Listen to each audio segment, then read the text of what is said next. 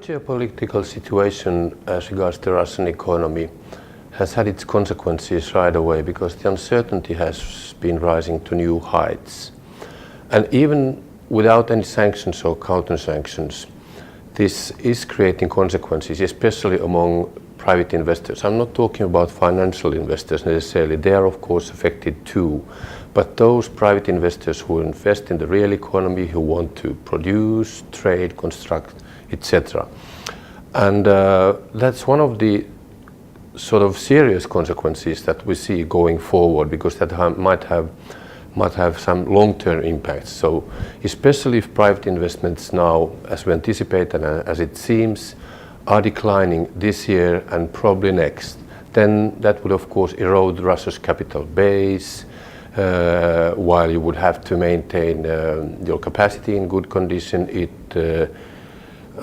reduces possibilities to improve productivity. It also lessens the chances for getting the economy more diversified, which is long-term goal of the Russian leadership even. It's been so for many years. And also, things such as also increasing labor mobility. This is not the only thing. You need housing, of course, but in order to create better jobs, more productive jobs, then of course, it has many types of consequences. This shortage of private investments in Russia, which is by no means a new thing, because the investment ratio in Russia has sort of always been too low. And especially if you consider that or on top of that, if you consider that the structure of Russia's total investments are very much sort of geared to the energy sector. And in fact, if you take oil refining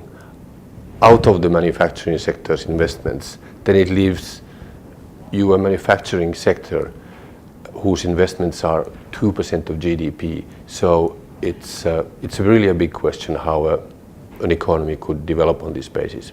The oil price is a more short-term phenomenon, of course, because it goes, well, mostly recently, down.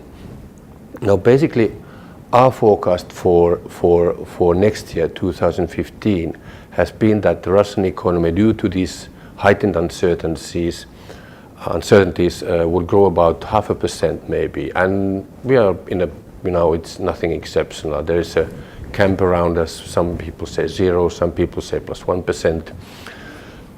We're doing these forecasts in the Bank of Finland, which we're part of, twice a year with the sort of 2-3 years perspective as part of the Bank of Finland's global economic forecast. And we've tried to sort of get the specifics rather clear to ourselves. So we're actually having a small Russia macroeconomy model, and the model basically tells us that if the oil price, whereas our current forecast, which was published in September, is based on the assumption of $100 per barrel for the oil, and if the oil price would now stay at, say, $70 per barrel, it would basically mean that the Russian GDP might decline by several percentage points compared to our current forecast, meaning perhaps -5, -6, but not during a single year, but spread over 2 or 3 years, but so that way there would be negative growth in Russia, maybe 1 to a couple of percent during this year, next, and perhaps the year after. Otherwise, the main driver as well, which is household consumption in Russia, half of GDP, is also the growth is sort of drying up, because you already see now that the zero growth of GDP, which has been the case for this year and the past 9 months at least, is bringing you to the normal consequence where the real wages are not increasing any longer.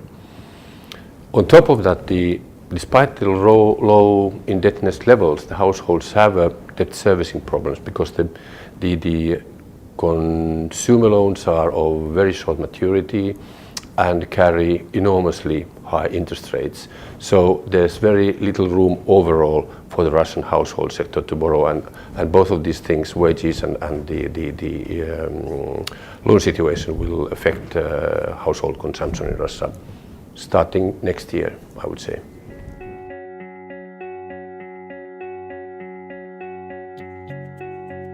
Well, on top of the GDP, which, as I indicated, and consumption and investments, which might show, zero or even minus signs for next year, one particular concern is now inflation.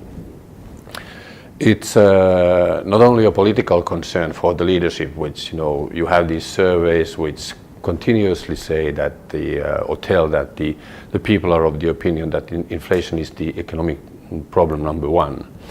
But it will also affect that will be one further factor to affect household consumption, because inflation will eat away at the household revenues, and it will also eat away more and more of government revenue.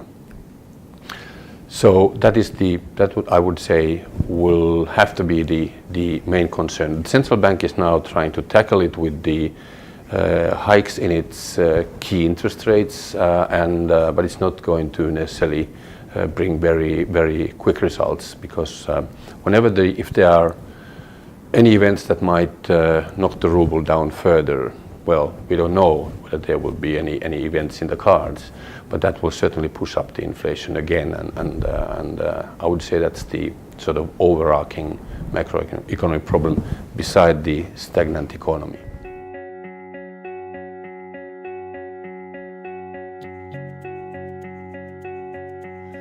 Well, Russia has quite visibly turned to Asia and China in particular, and of course from Russia's viewpoints this means finding new clients for Russian gas, maybe oil, maybe some other materials that Russia can export.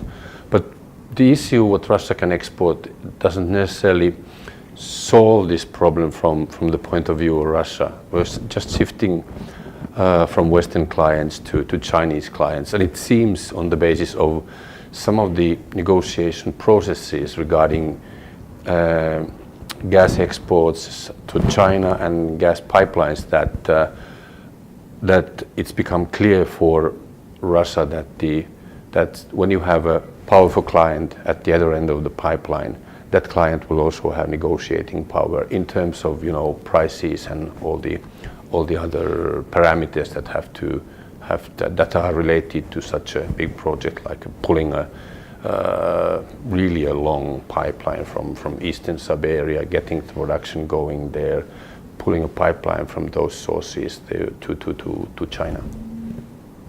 Otherwise, China is of course continuing its sort of export with its export locomotive, as it's been for years. So you can see Russia is no exception in that regard, that China has been conquering market shares everywhere in the world, including the Russian market. Household durables.